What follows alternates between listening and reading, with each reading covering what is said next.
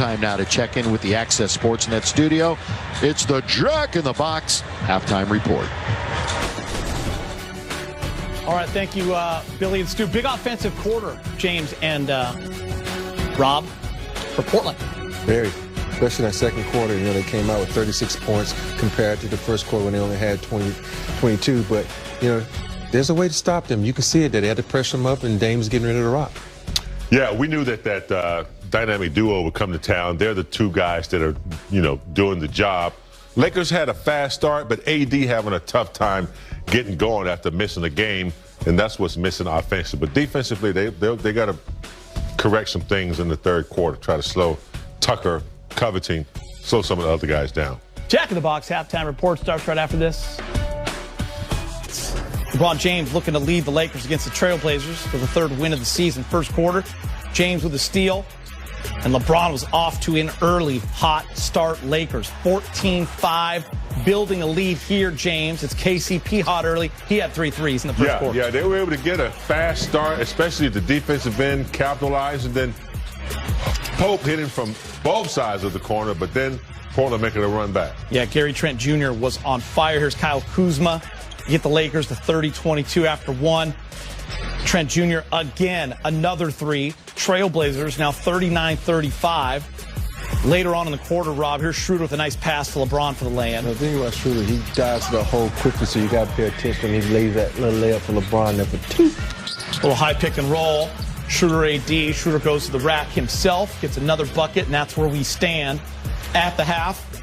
Downtown Staples Center. Portland leads 58-54. They win the quarter 36-24.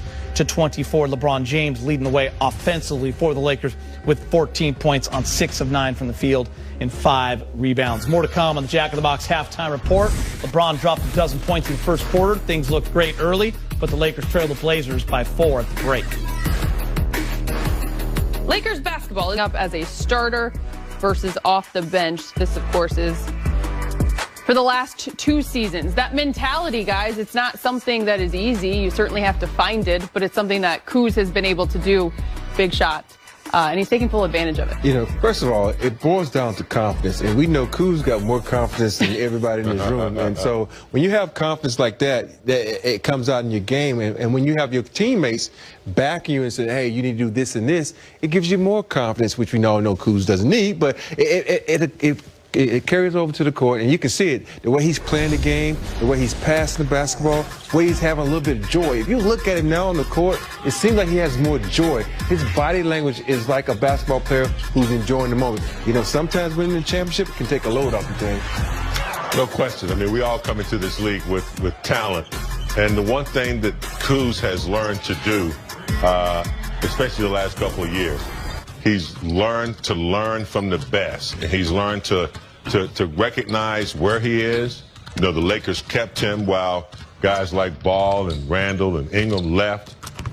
We talked about how he's had to overcome some injuries. But I think the one thing that I like about him lately is that he's learned how to learn from LeBron and AD, recognize, okay, wait a minute, this is a whole new operation than what I came into. So, it's hard when you have talent and you just want to burst out. He kind of just took it easy, learned other aspects of the game. You were just talking about how you couldn't believe how he had 3 blocks in the game, learning to share the basketball. So, yeah. And now he sees what his potential really is going to be in the next couple of years if he just keeps on, playing the way he's playing.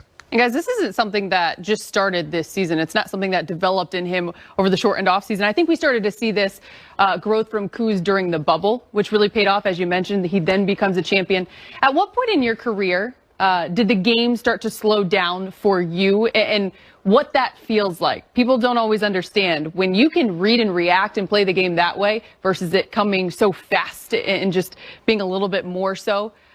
For one player, what is that feeling like? For me, it took about 2 to 3 seasons for me, because people don't understand when you come into this league, a lot of these guys come in, they are the man immediately. When you have to come in, you have to sit behind the man, and you sit there and you have to learn from there, and you have to understand they are the priority on this team. They get all the plays. Sometimes it's kind of hard to figure it out, because most guys who are drafted in the first round were the man on their basketball team in college, so they're not used Everyone to being was a star, second. You know, so now you got to sit back and say, how do I figure this out?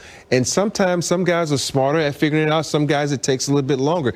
And for Kuz, I think he's been that guy who's like, oh, I got it, and then he loses, and I got it and loses. It just hasn't been consistent because we see those games where he can step up and be the man, and we see those games like, oh, he looks like he's a little lost. But I think now that he has that championship, it's giving him that confidence to go out and just say, hell, man, I got my championship. I got my new contract. Let's just ball. The game you've talked about it. You were the #1 pick.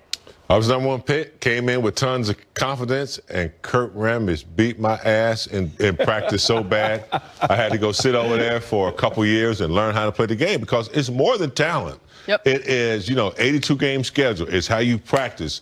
It's a lot of stuff combined, and a power forward in college is not the same as a power forward in the NBA. So I had to learn how to become a small forward and wait my turn. So, yeah, I mean, and Kuz is doing the same thing. And then you get to a point where you start peaking around 27 years old is where you really start to kind of get it. You've been through some things, and then you got, what, Rob, 7, 8 good years left, so hopefully. Yep. So, hopefully. Yeah, it's perfect timing for him. And Kuz is only 25. Exactly. But like everything, we want it like instant oatmeal these days. And for Kuz, the way his career started, always having the ball in his hand and being able to do what he did to then LeBron James said, hello. Yeah, it's weird because if you think about it, he steps into this league, they're just freelancing. Nobody's expecting them to win. So you can do what you need to do to try to just play basketball and enjoy the moment and not really think the game. You plan the game. And people don't understand that's two different things. There's a lot of people who can play this game, and there's a lot of people who can think this game, but can you put the two together and make a good product? And in college, you get maybe one elite player, maybe once a week, twice a week. NBA, 3 or 4 times a week, you're going up against a Hall of Famer. So you don't get no time off. It makes you a man quickly. Spoken like a true Hall of Famer. The Lakers and Blazers are about a half hour from tip-off here on Spectrum Sportsnet. Dennis Schroeder, he's off to a fast start in L.A. Dennis, the Menace is averaging 14-6 point play. 3 things that you were looking forward to in this game. And the Lakers have dominated in the last 2, Brez, but you're liking what you're seeing all around. Yeah, do you remember opening night? No. Me neither. Yeah, definitely the Lakers have atoned since then. 2 strong victories, pinned 138 points on Dallas. And then against Minnesota last night, almost got there, 127 points. Good defense, though, against the T-Wolves, holding them to 91.